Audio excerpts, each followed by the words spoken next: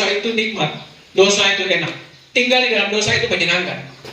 Tetapi ketahuilah bahwa upah dosa ialah maut. Tidak ada orang yang bisa berhasil ketika ia hidup dalam dosa.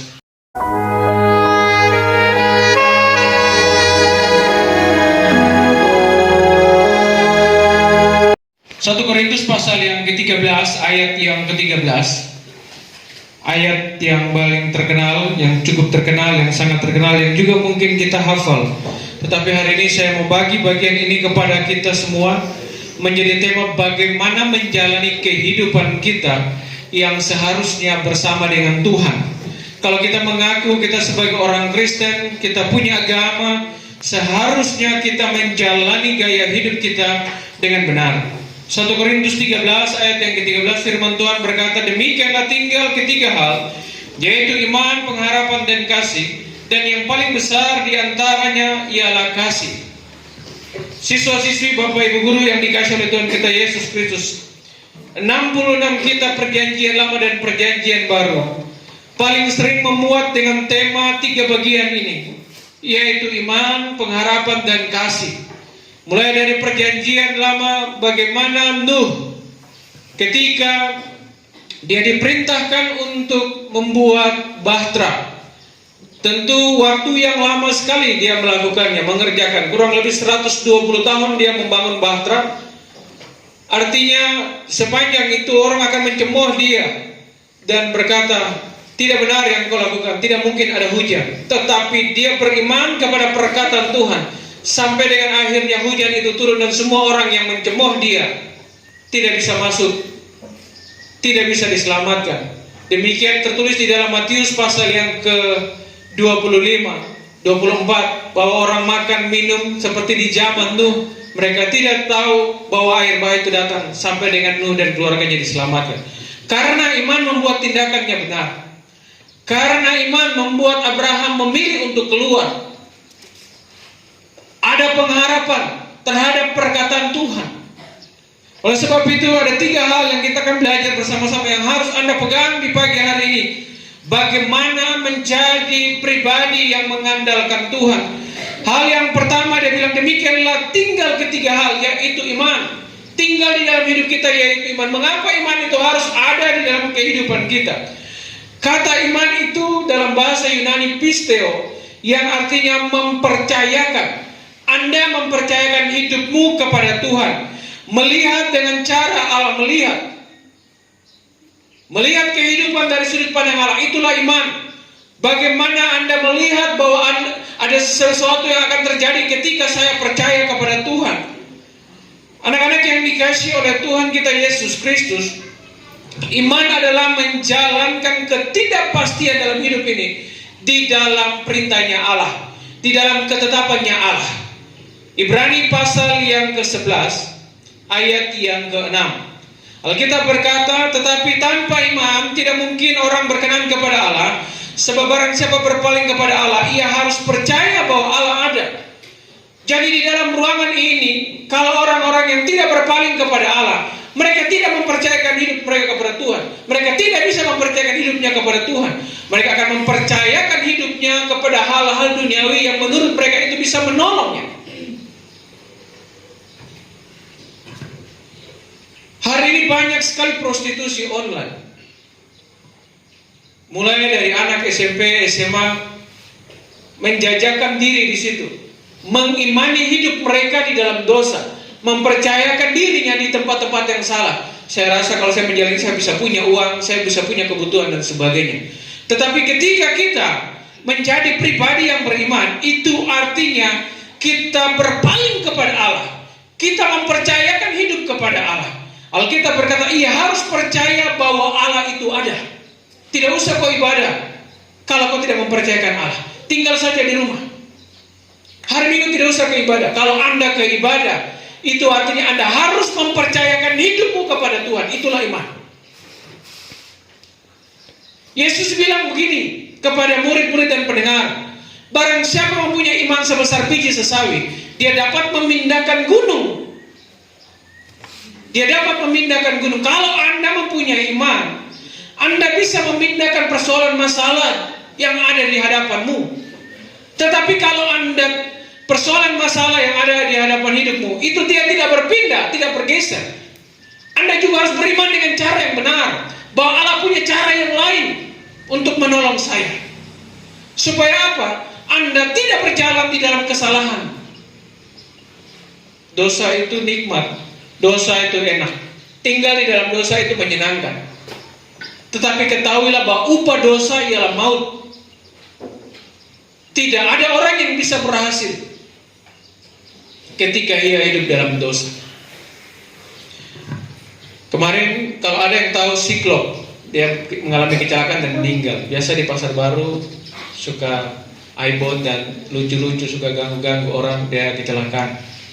Anak itu pernah meraih medali dari taekwondo kalau tidak salah. Ya, dia pernah meraih medali dari taekwondo, tetapi kehidupannya dia hancur di jalan. Kau tidak bisa punya prestasi tapi kau hidup di dalam dosa. Hari ini banyak sekali atlet-atlet Papua yang punya medali, tapi ada gendong anak kecil. Suaminya di mana? Suaminya baru ketemu di situ, dapat anak saja pisah. Kenapa demikian? Karena iman mereka goyah. Mereka tidak melihat Allah dari sudut pandang yang benar, menjalani hidup dengan cara yang salah.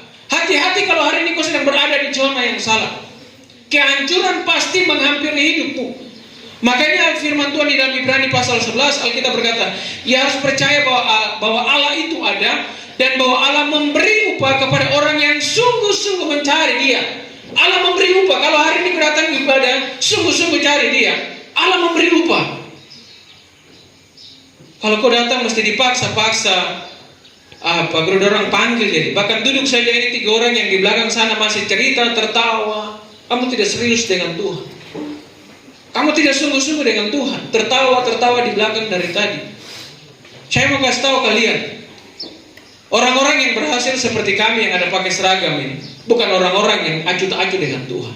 Kami adalah orang-orang yang serius dengan Tuhan, cari Tuhan. Coba tanya kami semua ya.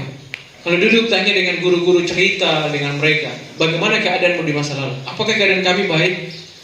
Semua kami berjuang, tetapi kami belajar untuk hidup beriman kepada Tuhan. Makanya Paulus berkata demikianlah ketiga hal, yaitu iman. Hal yang pertama sekali dia bilang iman.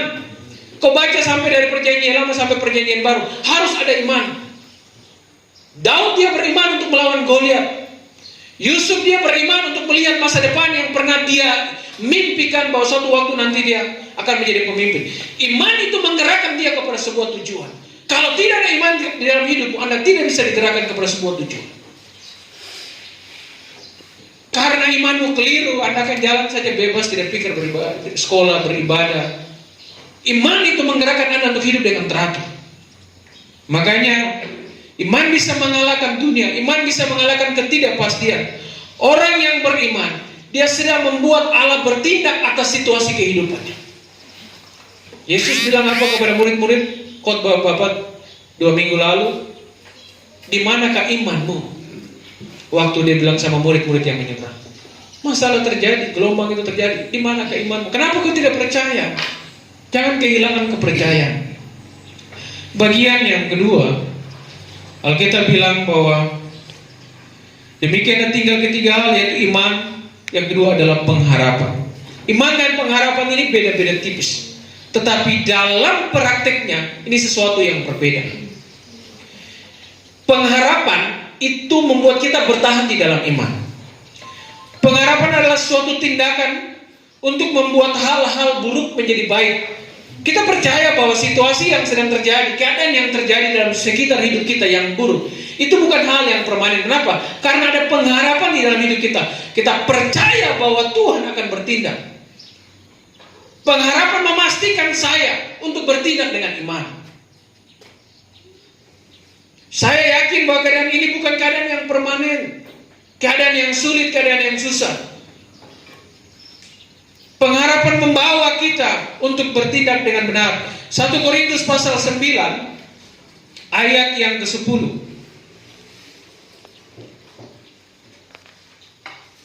1 Korintus pasal 9 ayat yang ke-10.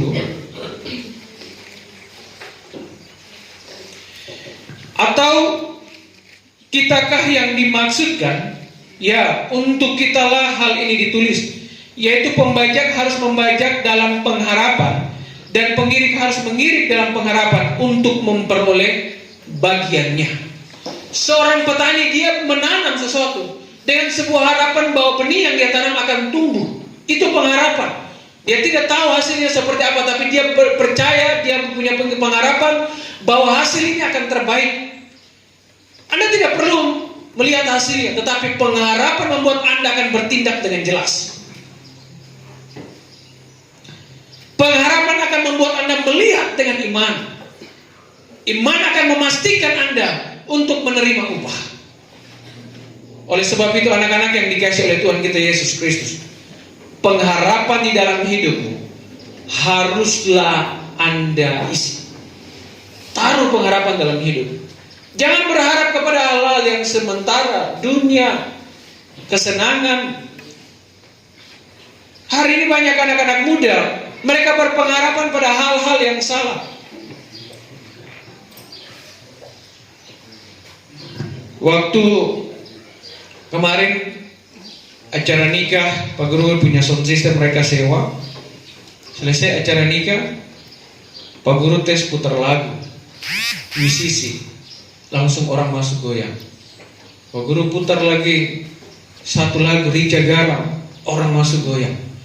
Untuk hal-hal duniawi itu, sering kali orang menaruh pengharapan gini, kalau saya pergi pesta, saya pergi acara goyang itu saya pasti bahagia, saya pasti senang. Beberapa waktu lalu saya bilang, acara dong bikin di Kampung Harapan, sampai pagi orang goyang, pulang palang-palang mobil, cari kendaraan. Berapa orang pulang di Kleblos itu dapat tabrak, kecelakaan dengan motor, tergeletak di jalan raya. Pengharapanmu keliru, berakhir pada hal-hal yang fatal. Dan bagian yang ketiga, kita berbicara tentang kasih. Kasih inilah yang menggerakkan iman dan pengharapan. Makanya Paulus bilang bahwa, dan yang paling besar diantaranya ialah kasih. Kalau ada kasih di dalam dirimu, kasih berbicara tentang hubungan dengan Tuhan. Kalau kau tidak memiliki kasih dalam hidupmu kepada Tuhan, Anda tidak memiliki hubungan dengan Tuhan. Sama kan kalau orang pacaran, karena ada, kenapa kamu takut jawab? Di Facebook itu status sampai, kalau pacaran itu karena ada cinta. Karena ada cinta, karena ada hubungan, dia harus menjaga. Dia harus menjaga kepercayaan cinta yang diberikan. Waktu ada kasih di dalam hidupmu, ada hubungan dengan Allah. Kasih akan Allah akan membuat kita hidup di dalam iman dan pengharapan. 1 Korintus pasal 8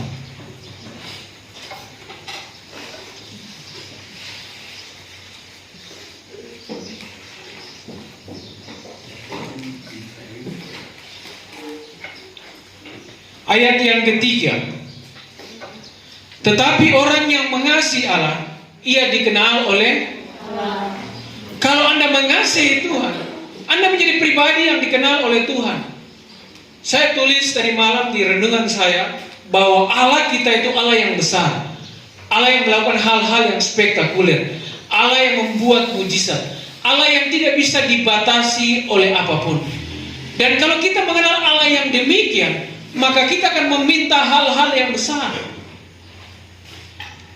Kita akan meminta hal-hal yang besar. Tetapi Alkitab berkata, tetapi orang yang mengasihi Allah, ia dikenal oleh Allah. Kalau kau tidak mengasihi Allah, Allah tidak mengenal engkau. Kau harus mengasihi Tuhan. Baru pengharapanmu, imanmu kepada Tuhan, itu akan berjalan dengan baik. Yusuf dia berkata begini, bagaimana mungkin saya melakukan dosa, kejahatan yang besar ini? Kenapa? Karena dia mengasihi Tuhan. Kasih akan membuat orang bertindak dengan benar dalam kehidupannya. Koreksilah hatimu anak-anak. apakah ada kasih kepada Allah di dalam hidup. Karena Rasul Paulus dia berkata, demikianlah tinggal ketiga hal dan yang paling besar itu adalah kasih. Jangan terlambat mengasihi Allah. Jangan tunggu tua baru kau mengasihi Tuhan. Daniel di dalam kitab Perjanjian Lama, kisahnya tercatat dia ada di beberapa pemerintahan kerajaan karena dia menjadi pribadi yang mengasihi Tuhan. Sejak usia mudanya dia dipakai oleh Tuhan. Kalau Anda setia sejak usia muda mengasihi Tuhan, Anda akan berjalan di dalam tempat, cara, dan yang apa yang Allah sudah sediakan bagi hidupmu. Karena Allah berkenan kepada orang-orang yang mengasihi Dia. Pagi hari ini kita belajar bersama-sama. Jangan Anda cuma menghafal bagian ini, tetapi biarlah iman, pengharapan, dan kasih. Dan yang paling besar, yang paling utama, yang paling terpenting adalah kasih. Karena kasih menggerakkan iman, kasih membuat kita bertahan di dalam pengharapan. Orang yang membangun hubungan dengan Tuhan, mereka memiliki iman. Orang yang membangun hubungan dengan Tuhan, mereka berpengharapan bahwa Allah yang besar, Allah yang hebat, Dia akan menciptakan masa depan bagi saya. Allah akan mengubah nasib saya. Allah akan mengarahkan hidup saya kepada berkat-berkat yang sudah disediakan. Itulah sebabnya orang yang memiliki kasih, mereka memiliki tujuan hidup. Amin. Coba lihat kau punya teman sebelum kawan, bagaimana dengan kau punya hidup? Ada iman, ada pengharapan, ada kasih kepada Tuhan dalam hidup. Kalau hari ini kau mengasihi dunia dengan segala apa yang ada di dalamnya, kasih kepada Tuhan itu tidak ada. Saya sampaikan firman Tuhan ini untuk hidupmu yang hari ini kau sedang berjalan di dalam dosa dan kesesatan. Bertobatlah. Mari kita berdoa.